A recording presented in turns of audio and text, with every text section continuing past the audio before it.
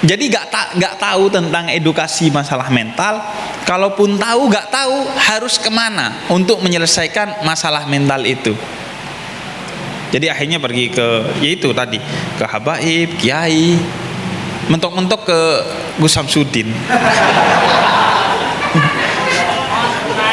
Ke Gus tenan. Alhamdulillah ya. Pembangunan rumah sakit itu menjadi sangat masif sudah di kita kan. Rumah sakit dalam pengertian yang sifatnya menyelesaikan masalah-masalah atau kesehatan fisik kita. Tapi kalau pembangunan rumah sakit yang berbasis mental itu masih sangat minim di kita. Padahal ini masalah yang besar di tengah-tengah kita. Terus Anda ngelihat ke langit, sakarpe ya Allah gitu. Atur pokoknya ya Allah. Atur. Ikhlas itu sudah. Anda atur ya Allah pokoknya ya Allah. Iya opo jare wis. Los ya Allah. Aku nrimo opo ae. Iya. Iya. Bismillahirrahmanirrahim. Alhamdulillah wassalatu wassalamu ala Rasulillah wa ala alihi wa sahbihi wa man walah, amma ba'du. Assalamualaikum warahmatullahi wabarakatuh. Ya, alhamdulillah pada kesempatan kali ini kembali lagi ke kota Mojokerto. Kemudian ini sudah yang ke berapa Gus? Yang ke-6. Oke, yang ke-6. 6 itu kalau 3 kali angka iblis itu. Iya kan? 6 itu angka iblis itu. Alhamdulillah tapi kita bisa berkumpul pada kesempatan kali ini. Dan saya kira kita akan membahas tema yang lebih bersifat sentimental ya.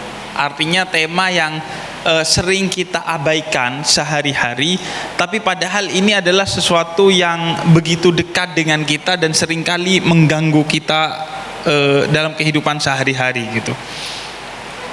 Yaitu perasaan-perasaan dari insecure hingga perasaan-perasaan lainnya yang bersifat emosional dan mengganggu mental kita sebagai khususnya seorang anak muda gitu.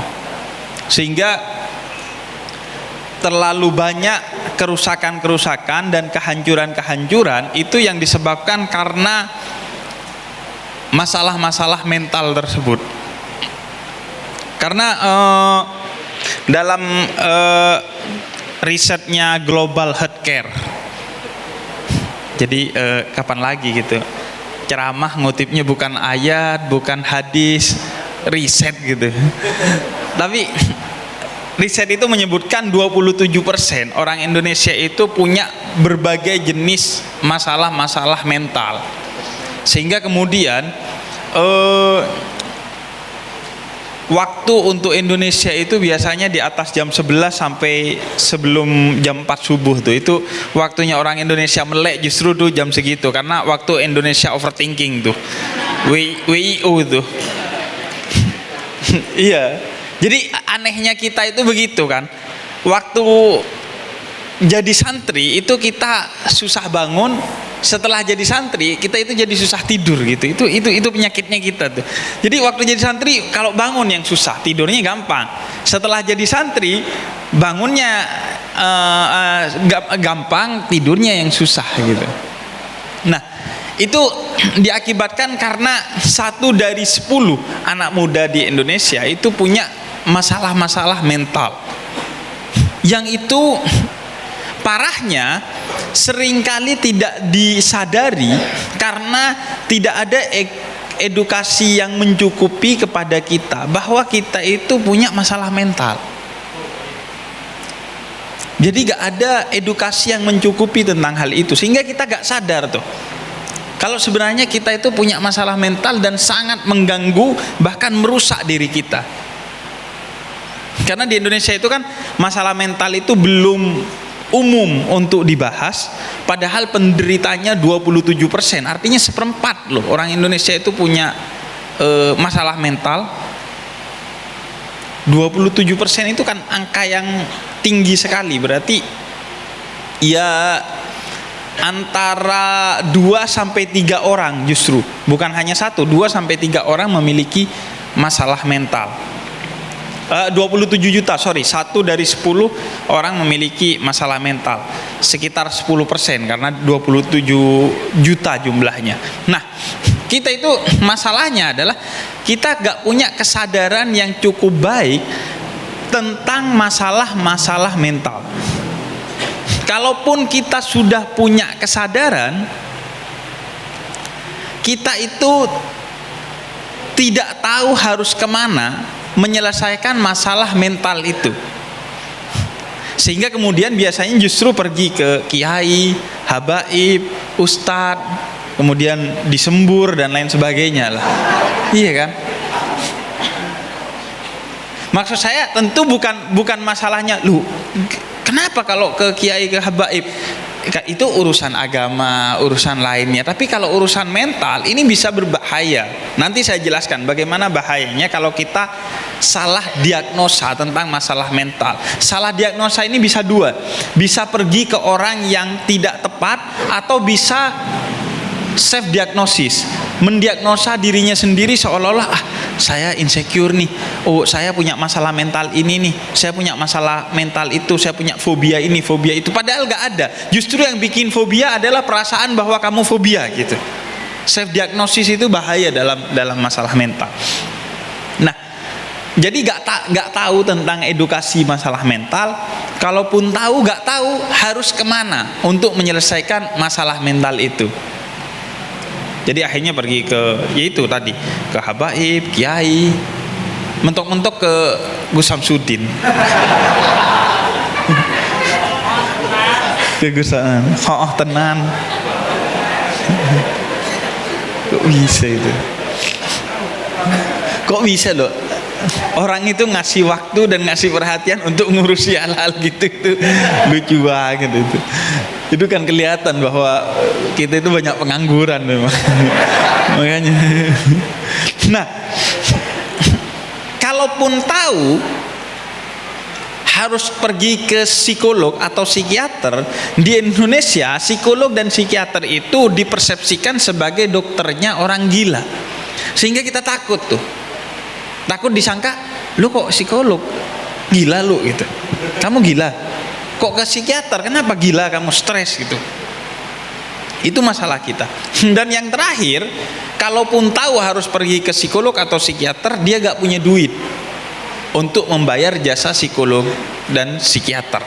Jadi berderet-deret tuh masalahnya di kita untuk kemudian menyelesaikan masalah mental. Padahal masalah mental itu adalah masalah yang bisa sangat mengganggu hingga merusak kita. Saya kasih contoh begini.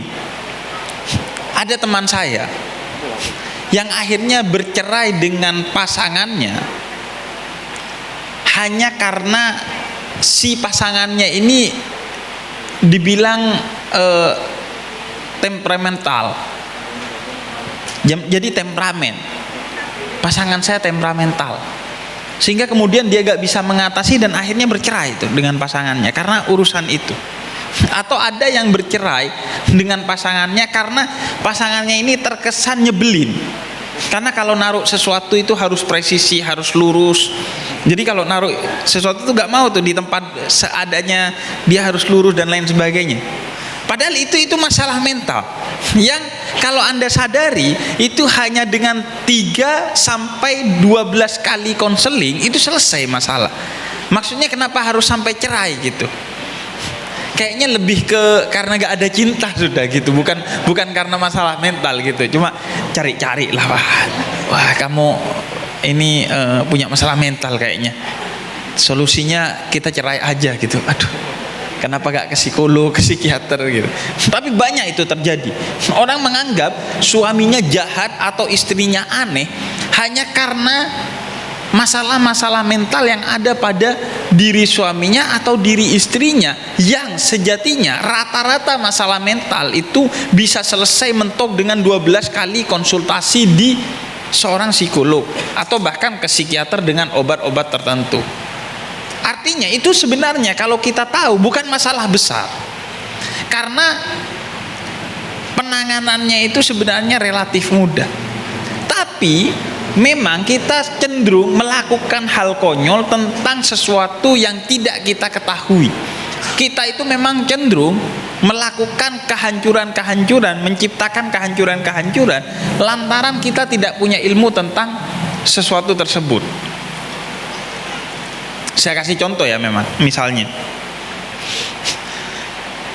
kita akan cenderung menganggap satu tempat itu ada setannya hanya karena kita tidak mengenal tempat itu. Makanya biasanya ruangan-ruangan yang dianggap ada setannya, biasanya ruangan-ruangan yang paling minim diakses oleh kita. Misalnya rumah. Coba Anda perhatikan, kalau Anda punya rumah ada sudut yang dianggap angker, itu biasanya sudut-sudut yang justru kita tidak familiar dengan sudut itu. Misalnya gudang. Dulu di pesantren saya yang dianggap paling angker itu gudang. Hanya karena kita gak punya pengetahuan tentang gudang itu, sehingga kemudian angker berarti. Atau gini, atau kuburan lah. Kuburan itu yang dianggap angker, kuburan-kuburan yang memang tidak sering diziarahi. Kita gak takut tuh ke kuburannya Sunan Ampel misalnya. Bahkan saya itu gak takut ke kuburan Cina. Di kampung saya tuh ada kuburan Cina, saya gak takut tuh. Gak kayak ada setannya. Hanya karena di sana tuh tempatnya bagus, sehingga banyak tempat nongkrong tuh di depannya. Jadi seolah-olah gak jadi setan itu. Tapi kalau ke kuburan muslim kita takut, deg-degan. Kenapa? Karena kita gak punya pengetahuan tentang kuburan itu, tidak familiar, tidak pernah nongkrong di sana. Tapi kalau kayak apa sih bedanya kuburan Sunan Ampel dengan kuburan di rumah kita? Sama, itu kuburan gitu. Bahwa Sunan Ampel wali, ya di tempat kita juga kan ada aja tuh yang wali. Tapi kalau kita cenderung berjarak dengan tempat itu, biasanya kita akan takut, akan membuat persepsi-persepsi tertentu tentang kuburan itu. Itu yang disampaikan oleh Sayyidina Ali, bahwa kita akan cenderung membenci, menakuti sesuatu yang tidak kita ketahui. Itu tabiat kita. Nah, karena itu ketika kita tidak mengetahui itu masalah mental yang ada pada diri kita, maka yang terjadi adalah kemudian kehancuran itu muncul dari masalah tersebut, masalah mental tersebut. Orang putus dengan temannya, orang putus dengan pacarnya, orang putus dengan pasangannya, orang putus dengan pekerjaannya dan lain sebagainya, itu disebabkan dengan hal-hal yang seperti itu. Nah, karena itu menjadi penting bagi kita untuk punya kesadaran itu. Kita ini kan alhamdulillah ya, pembangunan rumah sakit itu menjadi sangat masif sudah di kita kan. Rumah sakit dalam pengertian yang sifatnya menyelesaikan masalah-masalah atau kesehatan-kesehatan fisik kita. Tapi kalau pembangunan rumah sakit yang berbasis mental itu masih sangat minim di kita. Padahal ini masalah yang besar di tengah-tengah kita. Apalagi rumah sakit yang berbasis penyakit-penyakit batin, itu kayaknya belum ada di Indonesia. Ini aneh ya. Anehnya begini. Rumah sakit itu yang ada di sekitar kita, itu ujung-ujungnya membawa kita kemana? Ujung-ujungnya rumah sakit itu membawa kita kepada kesirnaan, kematian. Tapi kita berbondong-bondong membangun itu, dan itu saya gak bilang negatif, itu positif. Tapi ada sesuatu yang juga harus lebih diperhatikan bagi kita, adalah rumah sakit batin. Karena kalau rumah sakit batin itu mengarahkan kita ujung-ujungnya pada kehidupan. Karena ketika kita baik batinnya, maka kita akan hidup selamanya. Seperti yang disampaikan oleh Allah, bal ahya inda rabbihim yurzakun, bahwa orang-orang yang batinnya itu hidup, walaupun dia mati nanti, maka dia akan tetap hidup, tidak sirna. Kalau kita kan kayaknya jangankan hall gitu ya, 40 hari kayaknya enggak diperingati itu matinya kita tuh 40 hari kita udah lupa gitu. Mentok 7 hari itu diperingati kan. Orang-orang kayak kita tuh. Atau ya 3 hari lah. Tahlil ke-1, kedua, ketiga, 7 hari udah lupa tuh. Itu kan menunjukkan bahwa memang jiwanya, batinnya itu mati gitu. Nah itu pentingnya sebenarnya kita itu membangun rumah sakit untuk batin, karena itu justru yang akan mengarahkan kita kepada keabadian. Itu juga yang sering saya garis bawahi soal orang itu berani bayar mahal untuk jasa-jasa konseling kesehatan, jasa-jasa konseling hukum, jasa-jasa konseling pajak gitu. Tapi nggak mau bayar mahal dan merasa dibodohi kalau untuk membayar jasa-jasa konseling batin gitu. Bahkan dinyinyirin kan, Ustadz kok nerima duit gitu. Iya kan. Padahal tanggung jawabnya itu dunia akhirat gitu. Salah fatwa itu bukan cuma di dunia ribetnya, di akhirat nanti ribet itu karena salah fatwa itu kan. Sampai ada teman saya itu pernah ngaji seorang yang sangat kaya. Dia ngajarin ngaji, tapi di bulan kedua akhirnya dia memutuskan berhenti ngajarin ngaji anak orang kaya ini karena dia mengetahui bahwa dia punya anjing, si anak orang kaya ini punya anjing yang anjingnya disekolahkan dan bayaran gurunya si anjing ini berkali-kali lipat lebih mahal dari bayaran gurunya si manusia yang punya anjing ini. Jadi gurunya anjing itu dibayar 8 juta, dia belajar ngaji dibayar 1,5 juta gitu. Memang kata dia, kamu lebih anjing dari anjing kamu. Iya kan? Orang loh bayar konsultan pajak, pengacara, bayar dokter itu ratusan juta, puluhan juta, bahkan miliaran tuh mau. Tapi kiai habaib gitu, hidupnya gak pernah healing karena miskin gitu, dibiarin. Nah, karena itu kemudian kalau kita baca sejarah Islam itu Anda akan dapatkan fakta bahwa rumah sakit mental pertama di muka bumi ini itu diciptakan oleh umat Islam pada awal abad ke-8 di Baghdad. Karena pentingnya masalah mental bagi seorang muslim. Yang kedua itu di face di abad ke-8 di abad ke-9 awal. Dan di Damaskus itu di abad ke-13 sudah ada beberapa rumah sakit jiwa yang dibangun oleh kekhalifahan Islam. Jadi kalau sekarang kita tidak memberikan perhatian yang besar kepada masalah mental, itu menunjukkan kemunduran. Kesadarannya itu jauh lebih tinggi ketimbang saat ini. Sehingga kemudian kita bertanya tuh, ini siapa yang lebih maju dan siapa yang lebih mundur? Apakah kita ini lebih maju dari zaman dulu secara pemikiran dan peradaban? Jangan-jangan cuman waktunya aja lebih maju, tapi pemikiran dan peradabannya jauh lebih mundur dari masa-masa itu, di mana kesehatan mental itu menjadi concern yang sangat tinggi bagi mereka. Nah, karena itu kita ingin mulai memberikan perhatian kepada masalah-masalah mental yang ada di diri kita atau di sekitar kita, karena kita tidak ingin hidup kita itu hancur hanya karena masalah-masalah mental tersebut. Dan ini repot karena nggak kelihatan ya. Kalau masalah fisik kan kita luka, ya udah luka kelihatan, kita demam ya udah kerasa.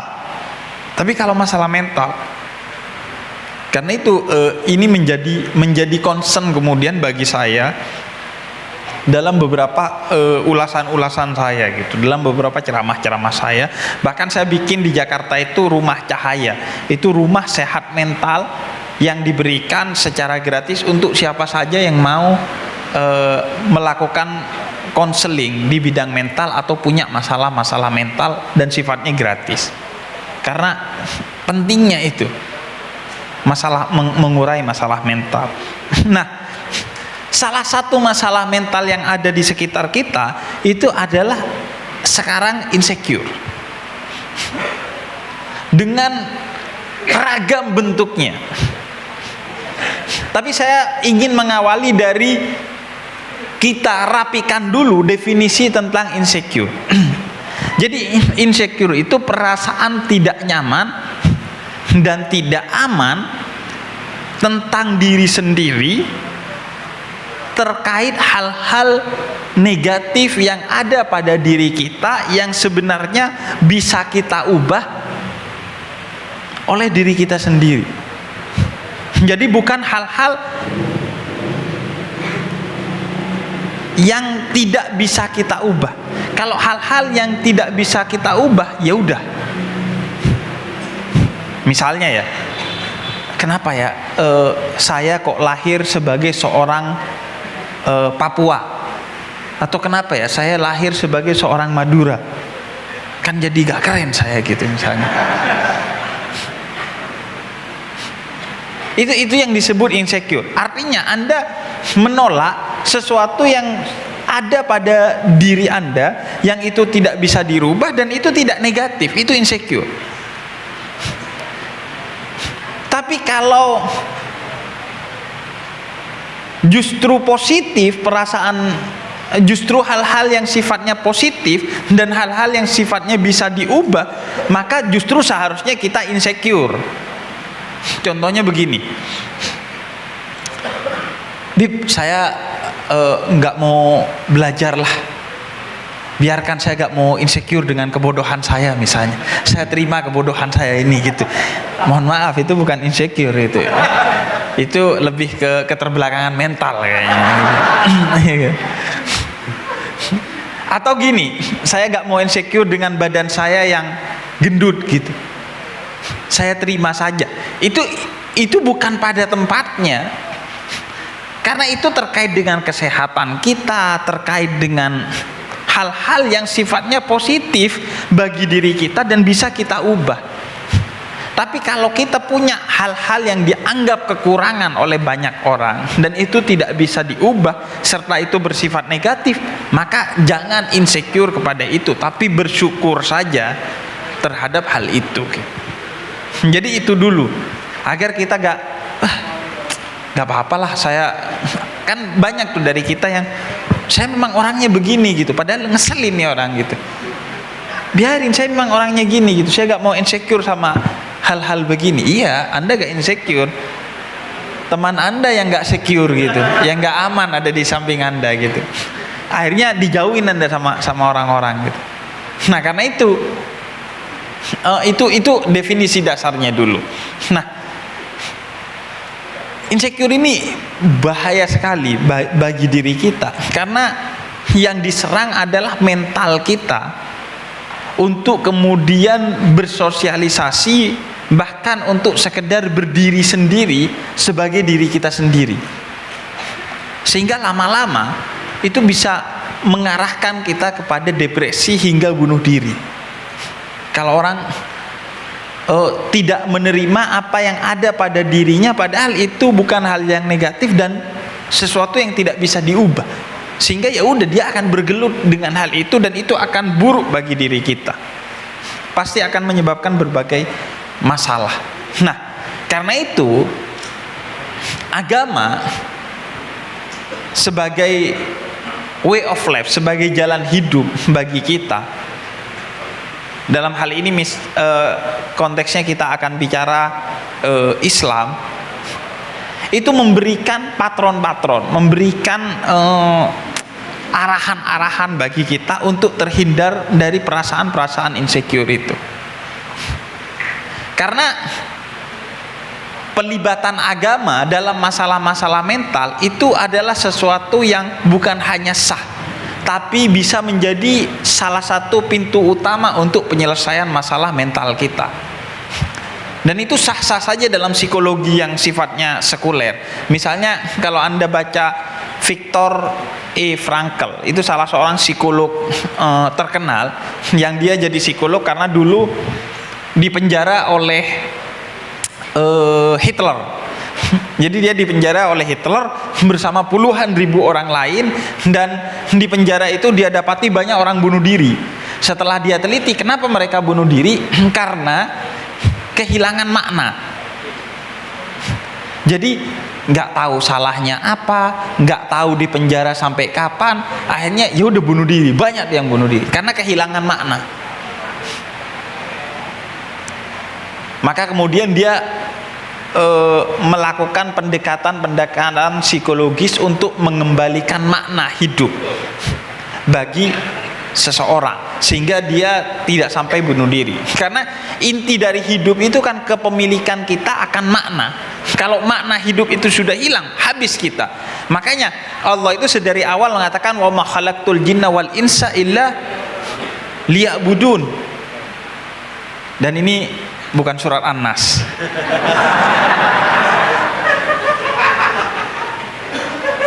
Kenapa jadi surat An-Nas? Padahal dibaca tiap hari gitu. Kata Allah, makna dasar dan utama sampai kapanpun bagi kamu adalah ibadah. Nggak ada istilahnya selesai dengan ibadah. Sepanjang hayat itu ibadah, dan itu urusan terpentingmu di dunia ini. Kenapa? Kalau kamu nggak punya makna, kehilangan makna, maka kamu akan minimal melakukan hal-hal konyol, maksimal itu bunuh diri. Lihat misalnya orang-orang yang tidak beragama. Ketika dia sudah mendapatkan segalanya, dia pasti akan mulai melakukan hal-hal konyol.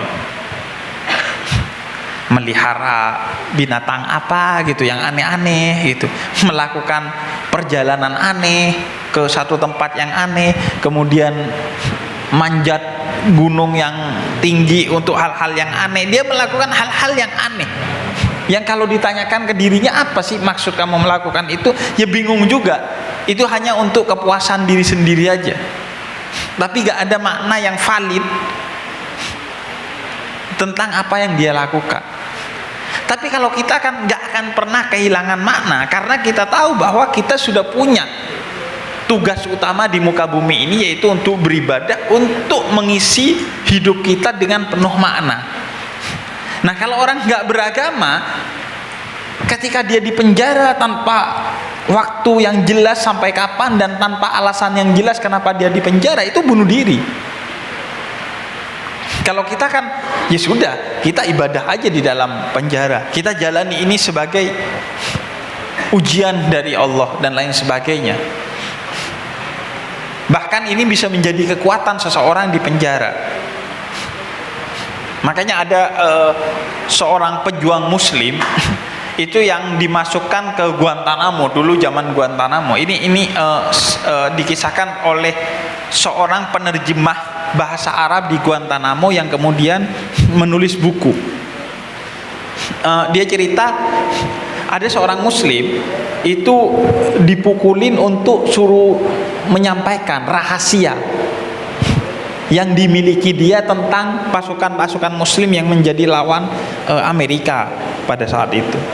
Tapi orang ini gak bicara, kukunya ditarik, gak bicara, palanya digetok gitu, gak bicara nih orang. Terus diamati itu, apa yang menyebabkan orang ini kuat untuk tidak menyampaikan rahasianya. Terus usut punya usut, ternyata ya karena keimanan dia sebagai seorang muslim. Dia tuh gak bunuh diri dan tetap gak buka rahasianya. Akhirnya, oh ya sudah, kalau gitu cara agar dia mau bicara tentang rahasia-rahasia kekuatan muslim itu adalah dengan diruntuhkan bentengnya, yaitu imannya. Akhirnya dimasukkanlah perempuan,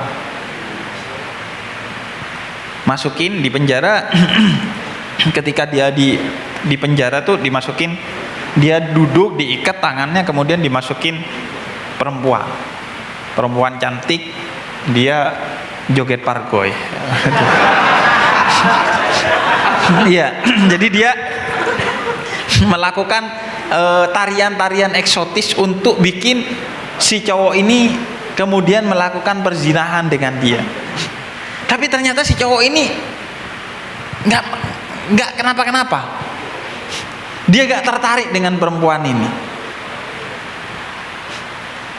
Akhirnya mulai si perempuan ini membuka bajunya. sampai tinggal maaf celana dalamnya. Tapi si cowok ini tetap aja dia istighfar gitu. Tentu cowok itu tidak seperti cowok yang ada di sini ya. Bayangin kalau kita itu. Udah, setelah itu terakhir karena ini tidak terganggu, maaf si perempuan ini memasukkan tangannya ke dalam kemaluannya yang sedang haid, kemudian darah haidnya itu dibalurin ke si tentara muslim ini. Terus dia bisiki, hari ini Tuhanmu tidak mau menemuimu karena kamu sudah najis. Dan dia tetap aja dia istighfar. Kemudian di buku itu dijelaskan si perempuan ini gak tahu bahwa iman sejatinya itu bukan di tubuh tapi di hati. Tubuh boleh najis tapi hati kan enggak. Kalau kita kan sebaliknya, tubuh boleh udah wudu tapi hati kan tetap bangsat gitu. Jadi itu kepemilikan makna itu yang menyebabkan kita memilih untuk tetap hidup. Kehilangan makna menyebabkan kita memilih untuk mengakhiri hidup atau minimal melakukan hal-hal konyol dalam kehidupan kita karena ya udah gak ada maknanya gitu. Nah karena itu kemudian Viktor Frankl itu memberikan edukasi kepada orang-orang teman-temannya yang di penjara itu tentang makna hidup. Kamu gali makna hidup kamu apa, kemudian itu yang menjadi alasan untuk kamu tetap hidup di penjara ini walaupun gak jelas sampai kapan, agar ada alasan untuk tetap hidup. Dan Viktor Frankl ini akhirnya mencetuskan satu teori psikologi terbaru yang disebut dengan logoterapi. Nah, logoterapi ini satu capaian baru dalam dunia psikologi karena memberi ruang bagi agama untuk masuk sebagai ornamen untuk menyelesaikan masalah-masalah mental. Jadi agama itu mulai dimasukkan, dikasih jalan untuk mempengaruhi orang agar selesai dengan masalah mentalnya. Kalau psikologi Freudian, Sigmund Freud itu kan agama gak dilirik untuk menyelesaikan masalah mental. Tapi kalau ini mulai dilirik. Asalkan, tapi kata Viktor Frankl, asalkan kok nilai-nilai agama itu tidak disuntikkan oleh seorang psikolog, tapi seorang ahli agama. Agar apa? Agar dia punya kekuatan intuisi yang tinggi. Bukan psikolognya belajar agama kemudian jelasin, menurut agama Anda kan Anda harus sabar begini begitu. Enggak, tapi dia menggandeng seorang agamawan untuk memberikan edukasi-edukasi berbasis keagamaan agar orang kemudian sembuh dengan masalah mentalnya. Dan juga ini seperti yang saya janjikan tadi, gak boleh juga sebaliknya, agamawannya belajar psikologi kemudian sok tahu gitu. Anda ini sebenarnya nggak ada masalah, yang penting Anda sabar gitu. Terus dalam hatinya sabar dari Hong Kong kata dia. Iya kan? Karena kan sebagian tokoh agama tuh kan suka soi aja, seolah-olah semua gampang gitu bagi dia kan. Sabar gitu, sabar. Nggak tahu rasanya kadang kan dia. Yang paling gampang sebenarnya khutbah Jumat aja. Khutbah Jumat itu kan ada part yang ngeselin gitu. Part yang ngeselin itu adalah ketika kita dibilang sidang jamaah Jumat yang berbahagia. Bahagian dasmu. Pinjol gak kebayar-bayar, dikejar-kejar pinjol, bahagia dari mana kata dia? Kan iya, khotib Jumat, sidang Jumat yang berbahagia. Dari mana dia tahu kalau kita berbahagia gitu? Kok main klaim berbahagia aja gitu? Optimis ya, itu. Optimis tuh kalau tidak pada tempatnya itu jadi bencana akhirnya. Atau gini, sidang jamaah Jumat yang dimuliakan Allah. Mulia apanya? Semalam habis nonton TikTok gitu. Mulia dari mana? Subuh jam 7 mulia. Gak ada gak mulia itu. Jadi kadang kan gitu agama wanita. Makanya dia bilang ini dua kerja dari dua spesialisasi yang berbeda. Jadi sistemnya harus kolaborasi. Jangan kemudian saling mengisi satu sama lain untuk menyelesaikan masalah mental yang ada pada seseorang. Nah, agama kemudian memberi ruang kepada kita untuk kemudian memiliki kekuatan dan kemandirian secara mental. Memiliki kemandirian dan kekuatan secara mental. Makanya di agama kemudian diberi guidance bagi kita untuk memiliki kematangan secara mental. Apa saja? Misalnya begini. Ini yang salah satu yang paling mendasar. Agama itu mengajarkan kita untuk memiliki tahapan-tahapan hierarki dalam menyelesaikan masalah-masalah yang menimpa kepada kita agar kita gak kena mental. Saya sering bilang, kenapa saya memilih Islam sebagai agama saya? Karena saya keturunan Nabi Muhammad, gak pantas gak Islam. Iya masa Habib Kristen gitu. Enggak, kenapa saya memilih Islam? Saya sering bilang bahwa karena Islam itu adalah agama yang paling manusiawi. Zina gak boleh tapi nikah boleh. Kan sebagian agama tidak memperbolehkan umatnya untuk menikah, atau minimal tokoh agamanya untuk menikah. Terus misalnya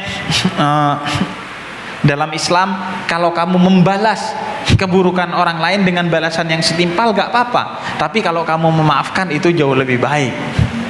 Kan manusiawi. Jadi Anda getok balik boleh gitu. Kalau sekedar maafkan padahal secara mental kita gak bisa tuh, pengen yang getok balik, kan itu gak manusiawi. Islam itu manusiawi. Balas gak apa-apa, asalkan adil. Ini mengingatkan saya kepada kisahnya Cak Nun. Jadi Cak Nun itu di bandara mau masuk ke pesawat, kemudian ada orang yang nanya itu, Cak, apa bojoku selingkuh Cak? Terus dia minta saran ke Cak Nun. Piye Cak? Bayangin ini masalah gede kan? Suruh selesaikan dalam beberapa detik di tengah perjalanan masuk ke pesawat. Akhirnya kata Cak Nun, ngene wae, kon arep dadi lanang opo wong mulya? Lek lanang ceraikan, lek mulya maafkan. Oh sip Cak, kata dia. Sip. 2 minggu kemudian ketemu lagi sama Cak Nun. Kemudian Cak, kata dia. Wah, Cak Nun ingat. Oh le, piye? Lanang Cak, katanya. Tak pedot Cak, gak atik mulya-mulya, kata dia. Lanang wae, kata dia. Kesel aku Cak, kata dia. Itu kan Islam itu kan manusiawi ya. Ya Anda kalau mau jadi mulia ya gak apa-apa, tapi kalau mau jadi lanang ya gak apa-apa juga gitu. Sama kayak intubdus shadaqati fa ni'mahiyya. Kalau kamu menunjukkan sedekah kamu, kata Quran, ya gak apa-apa. Tapi kalau menyembunyikan itu jauh lebih baik. Itu jauh lebih mulia. Makanya saya gak pengen jadi mulia, tetap agak sombong-sombong dikit gak apa-apa lah. Jadi memanusiakan manusia itu kenapa? Apa yang menyebabkan kemudian saya itu senang untuk memilih Islam sebagai agama saya gitu. Jadi manusiawi. Makanya saya juga nggak suka tuh orang yang kemudian terlampau berapi-api mendorong umat Islam untuk mencapai standar spiritual yang tinggi. Harus iya, maksudnya setahap demi setahap aja, jangan kan ada tuh orang udah kerudungan kok nggak cadaran, padahal kalau cadaran lebih baik gitu. Udah sholat, kalau bisa sholatnya di masjid berjamaah, terus kalau bisa khusyuk ini. Padahal manusia itu ada tahapan-tahapannya. Atau orang enak-enak nongkrong tiba-tiba dikerudungin di Malioboro gitu. Bukannya saya mau maksa kamu, Anda sedang maksa ini katanya. Jadi Islam itu sangat manusiawi, memposisikan manusia, ngerti lah pada kondisi kita itu ngerti, sehingga kita bisa tetap menjadi manusia, tapi juga sekaligus menjadi seorang muslim. Itu enaknya Islam. Dan kita disuruh ngurusi hal-hal yang memang terkait dengan diri kita. Selainnya diurusi oleh Islam. Gimana cara mandi, gimana cara kencing, gimana cara nguburin mayat, itu kan diatur sudah sama Islam. Sehingga kita punya kesempatan untuk mengekspresikan diri kita dan mengaktualisasikan diri kita. Urusan-urusan gitu gak usah dipikiri, Allah yang ngatur. Mayat itu dibeginikan, dibegitukan dan lain sebagainya. Karena itu nikmat loh. Anda tahu cara mengelola mayat, itu nikmat yang cukup besar dari Allah. Itu yang saya dapat dari Mbah Sujiwo Tejo. Dia itu dulu ateis dan kemudian kembali kepada Islam karena ibunya meninggal. Dia menjadi ateis karena baca-baca buku filsafat. Kemudian ketika ibunya meninggal, kata dia, filsafat gak ngajarin cara memakamkan ibu saya ini, agar kemudian saya tenang, agar kemudian saya bisa menerima. Cuma Islam yang ngajarin bagaimana ibu saya ini seharusnya dimakamkan dengan mulia sehingga saya mendapatkan ketenangan. Begitu juga tahlil, saya gak peduli itu tahlil mau bid'ah gak bid'ah, itu gak peduli. Pokoknya enak, tahlil itu bikin tenang kan. Kita menerima kenyataan bahwa orang yang kita cintai itu telah tiada, setahap demi setahap, sehingga gak kena mental kita. Karena kan hari-hari pertama setelah kita ditinggalkan oleh orang yang kita cintai, itu kan hari-hari yang sangat berat deh. Maka ketika ada tahlilan masih enak lah ya. Ada hiburan, ada teman, ada sesuatu yang menyebabkan kita tidak sendirian di tengah kondisi yang sulit itu. Jadi mau bid'ah ya terserah lah, mau enak kok gitu. Nah, maka di Islam itu ada step by step untuk menuju kepada capaian-capaian tertentu. Ketika kamu terancam secara mental karena masalah, karena segala sesuatu yang sumbernya insecurity. Pertama itu sabar. Sabar itu ya nerima aja sudah. Anda kena masalah bleng, ya udah terima. Cuman satu kata, sabar gitu. Ya udah sabar aja. Ya udah sabar aja. Cuman itu udah kekuatannya cuman sabar gitu. Nggak punya kekuatan lain. Ini tahapan paling dasar. Anda nerima gak nerima ya sabar. Menahan. Tapi kalau tahapan yang lebih tinggi dalam Islam itu husnudzon, berbaik sangka tentang apa yang ditetapkan oleh Allah kepada kita. Jadi bukan cuma sabar, tapi sudah mulai berpikir mungkin ini jalan yang ditetapkan oleh Allah kepada kita karena ada sesuatu yang indah yang Allah siapkan di masa depan. Nggak apa-apa agak bohong dikit, yang penting tenang kita tuh. Husnudzon sama Allah. Karena ana inda dzanni abdi bi, saya itu tergantung husnudzon kamu kepada saya, prasangka kamu kepada saya. Jadi misalnya ya diputusin lah, misalnya kita diputusin pacar, pasangan kekasih kita, itu ada tahapnya yang sabar. Ya Allah gitu, iya kan, ya Allah gitu, sabar gitu. Ini udah lumayan, karena di bawah itu ada orang yang nggak sabar itu. Tiba-tiba kemudian foto-foto yang tidak senonoh yang pernah dia kirimkan diancam untuk dikirim ke orang lain. Itu kan tidak Islami ya. Terus kalau ini lebih ke ya udah sabar aja gitu. Ada yang kan bahkan sabar aja enggak gitu. Ya Allah, biarkanlah dia hidup jomblo seumur hidup ya Allah. Iya. Sabar. Kemudian yang kedua husnudzon kan, tingkatan yang lebih tinggi. Husnudzon itu misalnya mungkin ada orang yang jauh lebih baik dari dia yang disiapkan untuk saya di masa depan. Padahal itu lebih pas ke ceweknya gitu. Ceweknya ini kurang mendapatkan orang yang tepat untuk dia gitu. Bukan Anda masalahnya, ceweknya nggak pas ini. Karena si cewek malamnya mimpi nginjek ular, berarti hidupnya sedang ada apa-apa, sedang nggak baik-baik aja gitu. Nah, di atasnya itu apa yang kita bahas saat ini, syukur. Jadi bukan lagi sabar, bukan lagi husnudzon, tapi mensyukuri dengan keyakinan bahwa inilah jalan terbaik yang Allah berikan kepada kita untuk diri kita.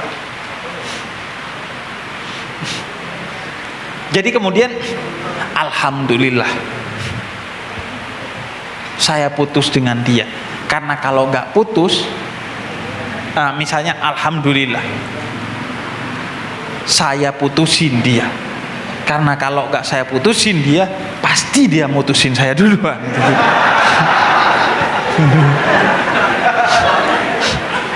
Alhamdulillah. Pokoknya alhamdulillah sudah di sini. Tahapannya sudah mensyukuri ketetapan khair wasyar minallah. Kebaikan dan keburukan di mata kita yang datang kepada kita, kita syukuri. Alhamdulillah ya Allah. Nah, tingkatan yang tertinggi itu ikhlas. Ikhlas itu seperti surat Al-Ikhlas, tidak ada kata ikhlas di dalamnya. Udah, kalau ikhlas itu udah gak banyak bacot, udah diem Anda udah. Pokoknya ikhlas itu Anda jam 1 malam keluar ke halaman, kemudian Anda sujud di halaman rumah Anda, terus Anda ngelihat ke langit, sakarpe ya Allah gitu. Atur pokoknya ya Allah. Atur. Ikhlas itu sudah. Anda atur ya Allah pokoknya ya Allah. Iya opo jare wis. Los ya Allah. Aku nrimo pokoknya. Itu sudah tingkat tertinggi itu sudah. Diam Anda, gak pakai alhamdulillah, gak pakai sabar, gak pakai husnudzon, gak pakai apa-apa, pokoknya los udah los udah. Ikhlas itu udah gak ada kata, pokoknya ikhlas itu gak ada kata, sudah tingkatan tertinggi itu. Dan ini bukan hanya soal putus dengan pasangan, dengan semua keadaan yang menimpa Anda terkait hal-hal buruk kepada Anda gitu. Nah, kita coba belajar untuk itu gitu, agar kita bisa mengendalikan diri kita lebih baik. Nah, dan pada terkait kemudian dengan insecure itu, maka hal-hal yang bisa menjadi keyakinan kita untuk kemudian menjauhkan kita dari perasaan itu, yang pertama itu dengan keyakinan bahwa kita ini adalah ciptaan Tuhan yang terbaik. Laqad khalaqnal insana fi ahsani taqwim. Itu yang paling pertama dulu. Meyakini bahwa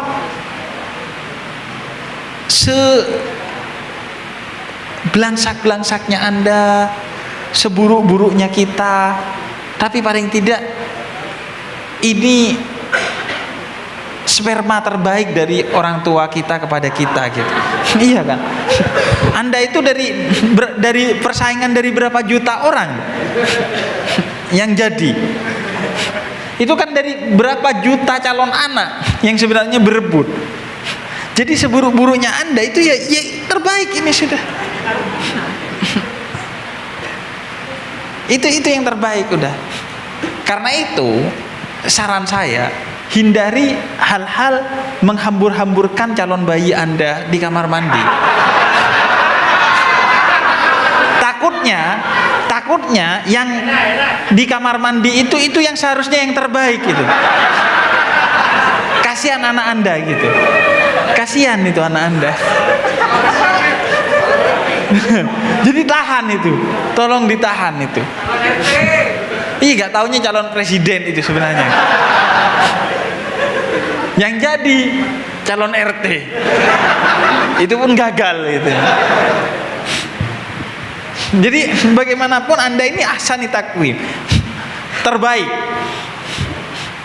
Itu tips pertama. Meyakini bahwa sejelek-jeleknya saya, ya saya memang jelek gitu. Tapi ini yang terbaik dari Allah untuk saya. Itu bahwa kita itu ciptaan terbaik. Apalagi secara spiritual ya.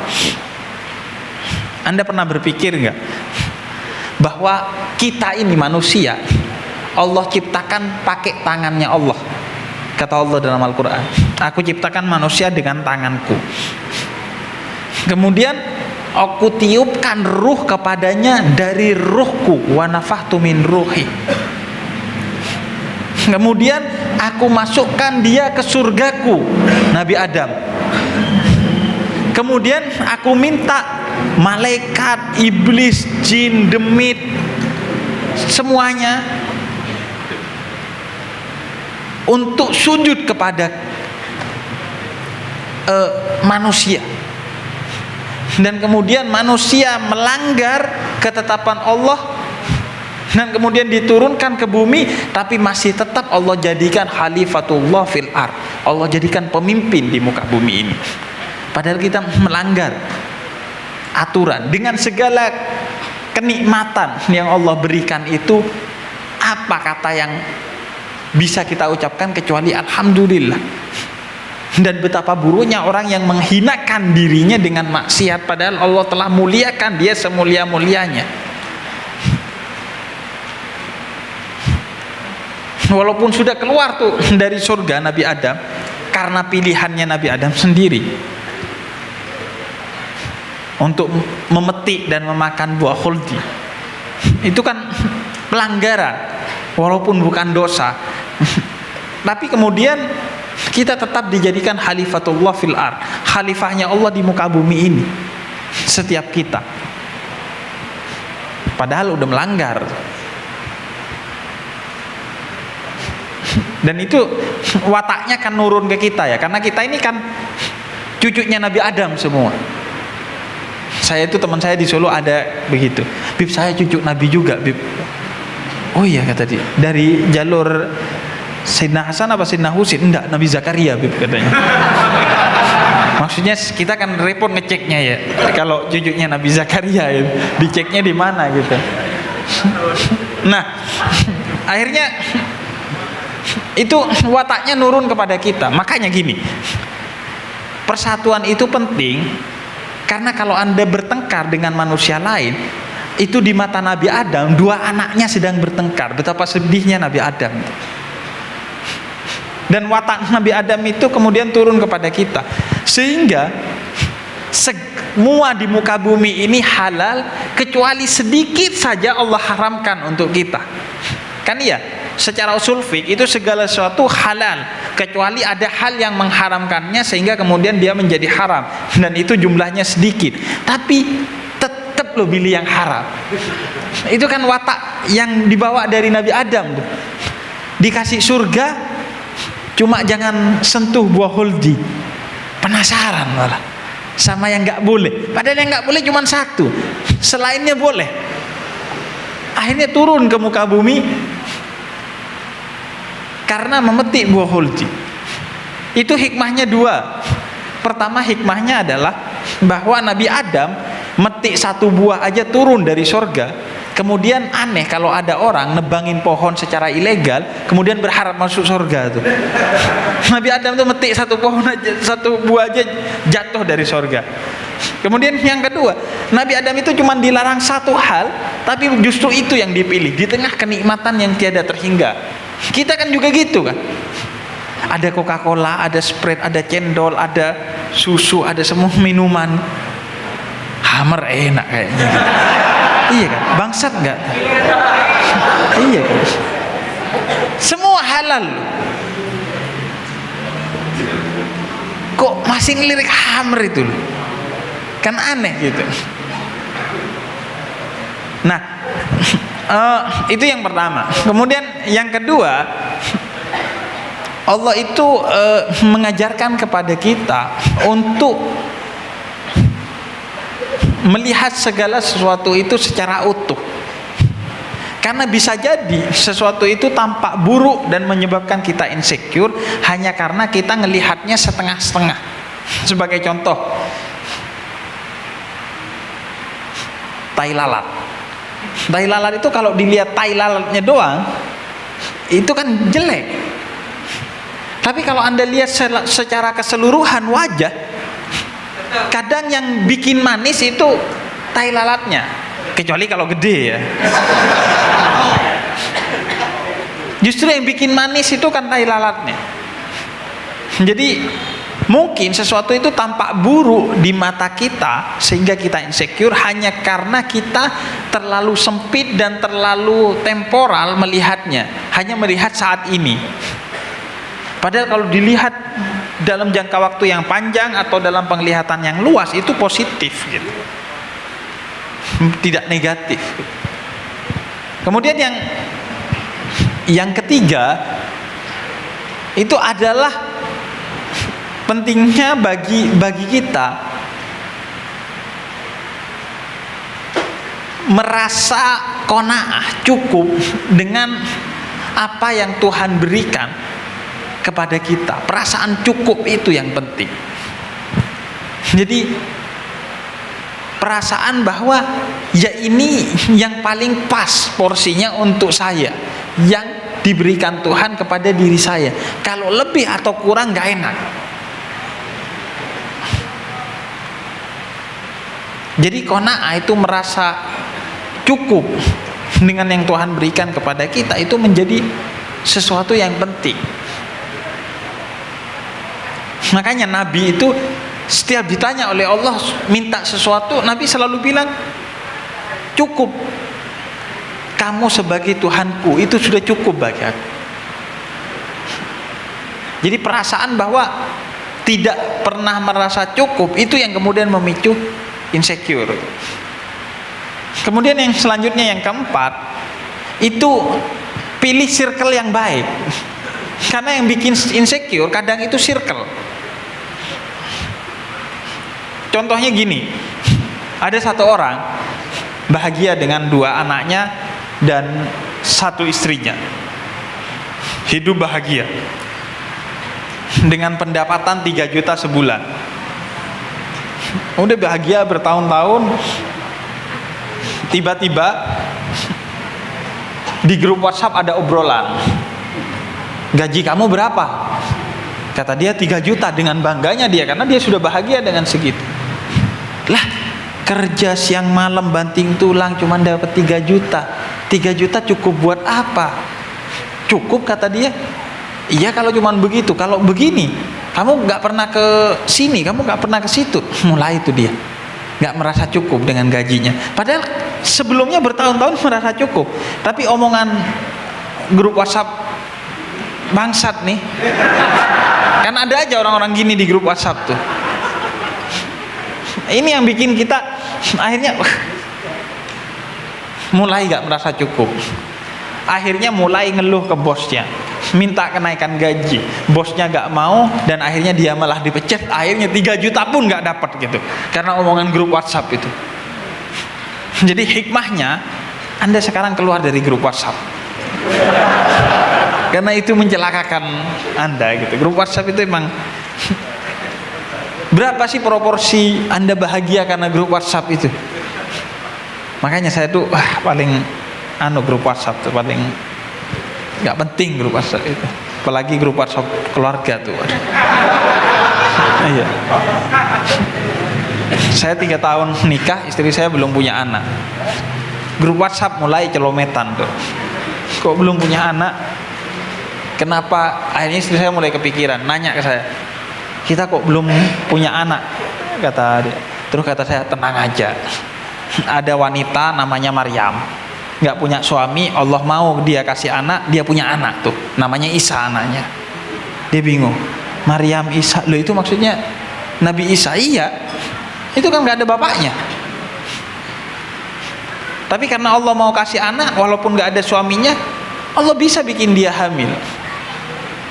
Apalagi kamu punya suami, kata saya. Kalau Allah mau dikasih nanti. Sekarang walaupun banyak, tapi antitesanya Maryam tuh, perempuan yang tiba-tiba hamil aja gak ada bapaknya tuh. Tapi bukan karena mukjizat, karena maksiat. Nah itu kan obrolan-obrolan di grup WhatsApp tuh yang bikin kita kenapa-kenapa. Nah, karena itu circle itu menentukan. Karena itu circle semacam ini itu penting untuk kita jaga agar kita masih punya alasan untuk ketawa, untuk bersyukur, untuk bersabar, untuk yang tadi loss gitu, menerima dan lain sebagainya. Itu agar ada motivasi untuk itu kepada diri kita. Dan yang selanjutnya juga yang penting bagi kita meyakini bahwa asa an takrahu syai'an wa huwa khairun lakum wa asa an tuhibbu syai'an wa huwa syarrun lakum. Apa yang kita cintai kadang tidak yang terbaik untuk kita, dan apa yang kita benci kadang itu yang terbaik untuk kita. Berapa banyak orang yang menikah dengan cewek yang dikenalnya 2 bulan padahal pacaran dengan cewek sudah 7 tahun gitu. Sudah calon presiden, calon menteri, udah kemana-mana tuh karena pacaran. Pas nikahnya 2 bulan tinggal calon RT doang gitu. Akhirnya udah yang keluar calon RT gitu, kebanyakan zina soalnya. Nah, itu perasaan kemudian bahwa kita gak tahu, kita ini diliputi kelemahan dan kebodohan, sehingga kemudian modal kita hanya husnudzon kepada semua ketetapan Allah yang diberikan kepada kita. Nah ini bagi kita adalah modal bagi penanganan insecure yang mungkin ada pada diri kita, agar kita kemudian bersyukur. Karena kenapa? Karena syukur itu yang menjadi sebab bagi kita untuk terlepas dari segala lilitan-lilitan buruk yang melilit kita. Tapi insecure itu yang membuat lilitan-lilitan itu semakin kencang melilit kita. Karena kata Allah, la in syakartum la azidannakum. Kalau kamu bersyukur maka akan Allah tambah. Terus saya pernah ditanya, Bib, saya pernah dengar ceramah Habib, kalau kena musibah ya udah bersyukur aja agar kita bisa ditinggalkan dari musibah. Tapi kan kata Allah kalau bersyukur ditambah, Bib. Berarti kalau saya bersyukur ditambah musibahnya, Bib.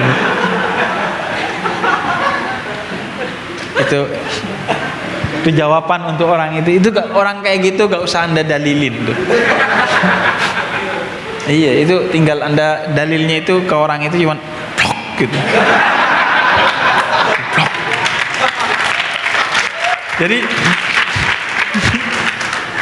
Jadi bersyukur itu jalan keluar bagi kita.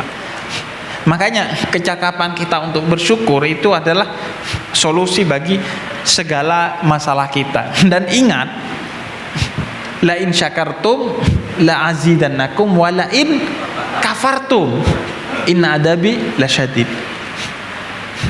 Kata Toshiko Isuzu, salah seorang pakar semiotika Al-Quran dari Jepang, dia bilang, Anda pernah perhatikan nggak bahwa kata kafir itu antonimnya dalam Al-Quran bukan hanya muslim tapi syukur.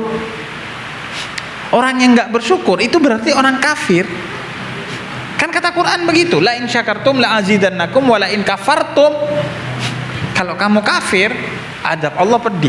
Jadi antonimnya kata syukur itu kafir. Jadi orang yang tidak bersyukur, maka dia telah melakukan tindakan kekafiran. Karena kafir itu bukan hanya orang yang keluar dari agama Islam, tapi orang yang tidak bersyukur itu dalam Al-Quran disebut sebagai orang-orang yang melakukan tindakan kekafiran. Jadi serius sebenarnya orang yang tidak bersyukur itu, karena dia sedang cosplay jadi orang kafir itu. kalau nggak bersyukur. Karena Quran yang bilang begitu. Syukur dan kafir itu antonim. La in syakartum la azidannakum wa la in kafartum inna adzabi lasyadid. Karena itu penting bagi kita untuk kreatif mencari alasan untuk bersyukur gitu. Nah, itu Anda mungkin bisa belajar tuh ke orang Madura yang selalu punya alasan untuk bersyukur.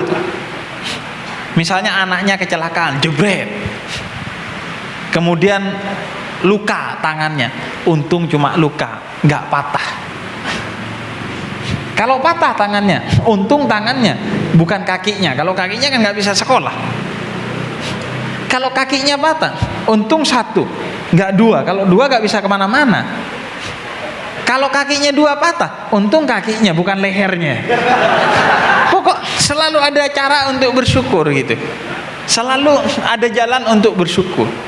Itu cara untuk kita bisa disayang oleh Tuhan tuh. Ya udah, Tuhan kasih apa ke kita, selalu cari alasan untuk oh iya saya akan tetap bersyukur. Gimana caranya? Ya udah yang kayak tadi itu, untung begini, untung begitu. Kita kan sebaliknya ya, bukan dalam hal kebaikan nih menerapkan ilmu syukur, tapi dalam hal kemaksiatan kita justru gercep, kreatif, canggih, cerdas dalam menerapkan ilmu syukur. Contohnya, misalnya ketemu orang ngerokok, biarin ngerokok, yang penting nggak ngeganja. Ngeganja, biarin ngeganja, yang penting nggak merkosa orang gitu. Merkosa orang, ya nggak apa-apa, yang penting nggak dibunuh orangnya gitu. Terus aja gitu, dalam kemaksiatan tuh selalu dibanding-bandingkan, sehingga kemudian merasa tenang dengan kemaksiatan yang kita lakukan. Padahal dosa yang terbesar kata Imam Ghazali itu adalah ketika kita meremehkan dosa sekecil apapun yang kita lakukan. Karena ketika kamu meremehkan dosa yang kamu lakukan sekecil apapun, berarti kamu murka kepada Allah, nentang Allah, ngeremehin ketentuannya Allah. Itu yang menyebabkan dia begitu besar. Oleh karena itu dosa yang diremehkan itu menjadi salah satu dosa yang boleh digibahin menurut Imam Ghazali. Jadi orang yang biarin, nggak peduli dengan dosanya, nggak malu, itu boleh digibahin tuh. Karena sebagai salah satu bentuk kemurkaan Allah kepada dia. Itu mungkin sebagai pengantar, Gus. Terima kasih. Wassalamualaikum warahmatullahi wabarakatuh.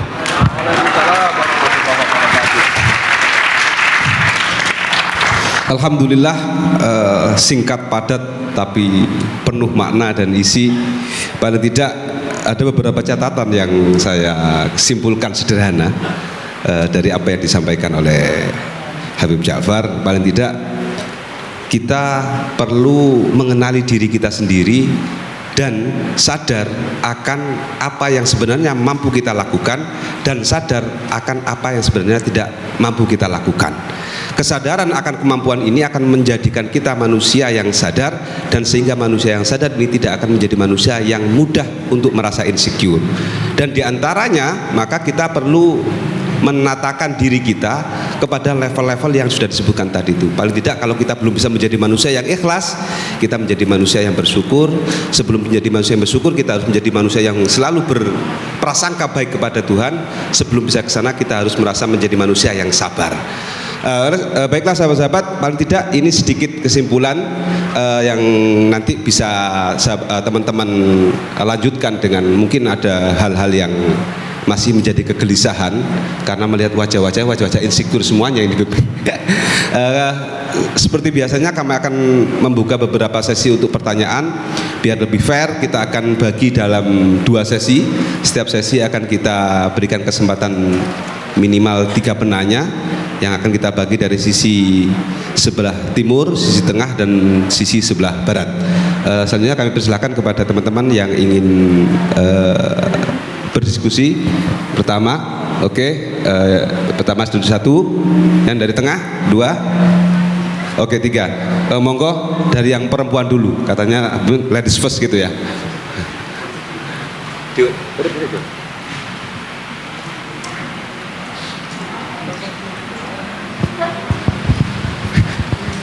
Assalamualaikum warahmatullahi wabarakatuh. Waalaikumsalam.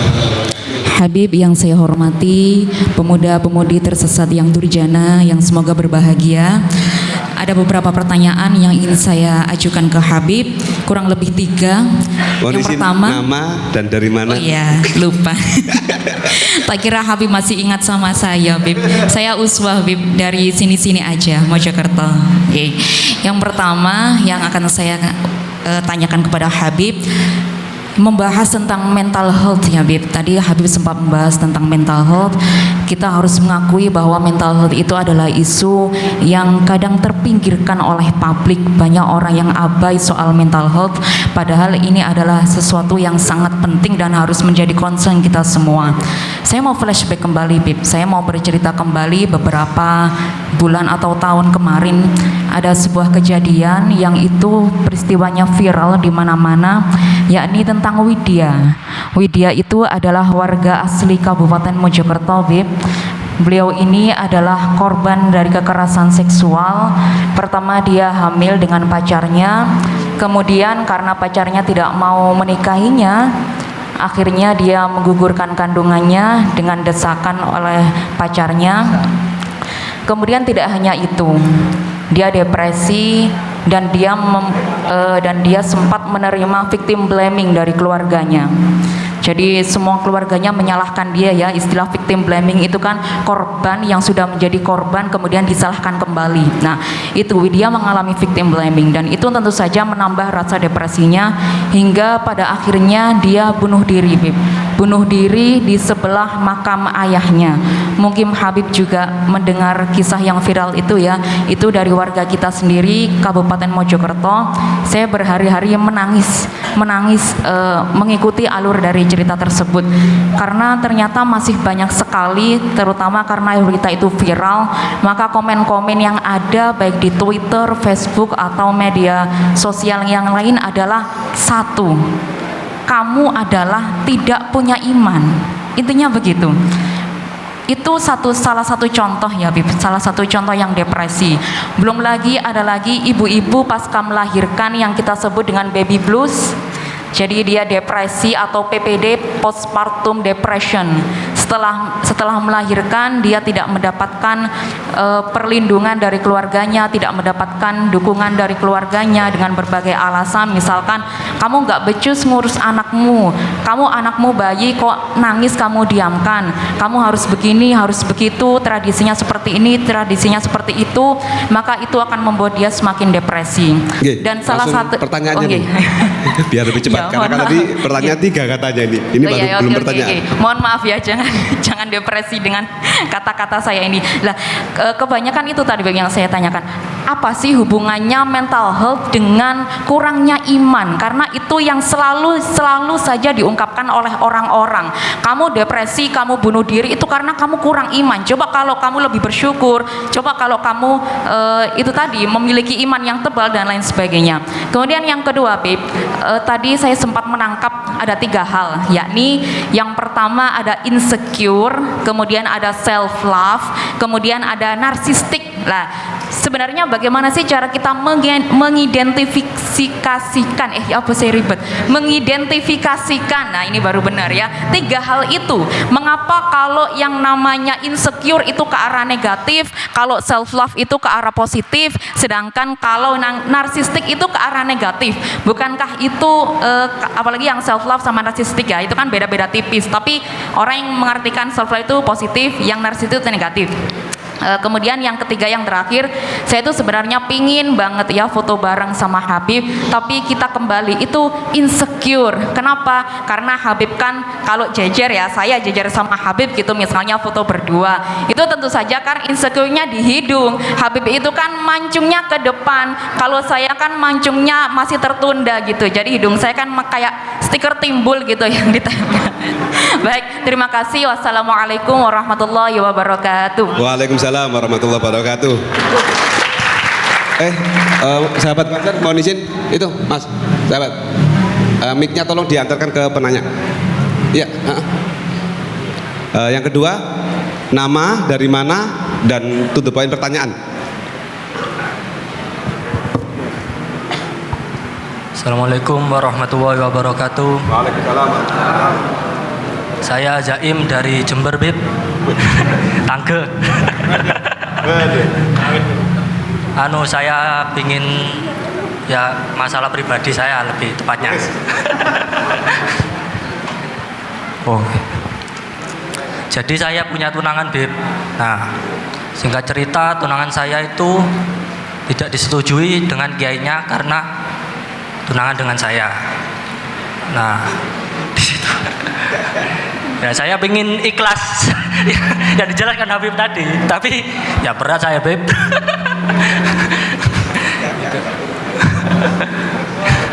Ya, sabun ya, saya pingin tahu jawaban jenengan.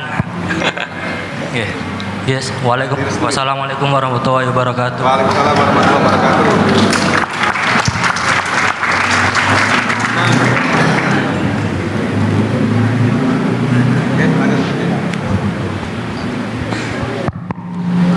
Assalamualaikum warahmatullahi wabarakatuh. Tersesat? Oh tersesat. Astagfirullah. Bib mau tanya Bib. Sebelumnya Namanya dari? Sebelumnya ya. Nama saya Muhammad Iqbal Fadilah dari grup Facebook Encyclopedia Mims University atau EMU.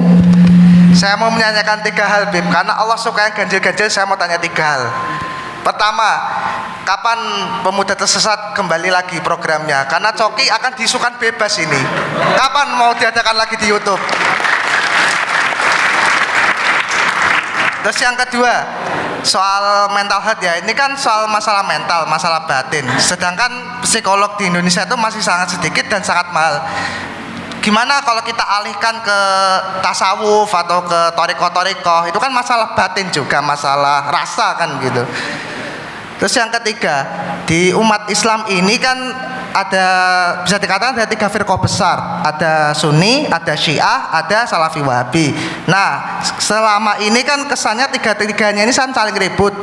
Ada bahkan saling membubarkan pengajian, bahkan saling bunuh-bunuhan gitu. Nah, selama ini kan upaya takrib atau upaya untuk mengajak dialog itu selama ini kan cuma salah satu aja, entah itu Sunni Syiah atau Sunni Salafi. Nah, bisa nggak kita mengadakan takrib ke Sunni Syiah dan Salafi gitu? Itu aja sih, Bib. Assalamualaikum warahmatullahi wabarakatuh. Baik, sebelum Habib menjawab, kita kasih tepuk tangan yang sekalian untuk para penanya-penanya tadi. Ada 3 penanya. Yang pertama dari Ning Uswah tentang mentality health itu apakah berkaitan dengan tingkat keimanan seseorang. Kemudian bagaimana mengidentifikasi narsistik, insecure, dan satunya lagi apa? Saya kurang dengar tadi. Ya itu. Dan yang ketiga, kira-kira boleh apa ya tadi? Kalau insecure dengan Habib gitu ya saya kira tadi. Karena hanya gara-gara kita pesek gitu ya maksudnya. Tapi kalau saya sih enggak sebenarnya. Kemudian yang kedua dari Mas Zaim Jember ini ya. Ini lebih kepada curhatan tadi. Jadi dia jodohnya tidak disetujui sehingga tapi dia ingin ikhlas gitu. Dan yang ketiga pertanyaan tentang aktivitas personal Habib.